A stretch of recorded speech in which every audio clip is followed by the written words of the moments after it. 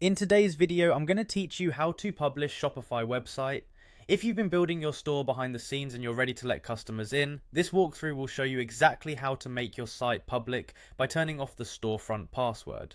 First, sign into your Shopify admin.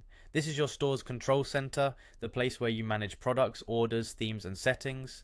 Make sure you're in the correct store if you manage more than one. It's also a good moment to pause and quickly confirm that your homepage, product pages, shipping and refund policies, and contact details look the way you want, because once your site is live, visitors will see what you see here. Next, on the left-hand sidebar of the admin, click Online Store. This opens up all the settings related to your storefront, including themes and navigation. From there, select Preferences. The Preferences page houses several important options for your storefront, such as basic site details and search settings, but today we're focusing on the area that controls who can access your site. On the Preferences page, scroll to find the Password Protection section.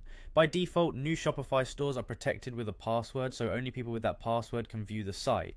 This is great while you're designing and testing, but it blocks regular visitors. To publish your store, turn off password protection by toggling the setting off or unchecking the box that enables it. If you previously added a custom password message for visitors, you can clear or ignore it since it won't be displayed once the protection is disabled. Keep in mind that after this change, anyone with your store's URL will be able to access your site without a password.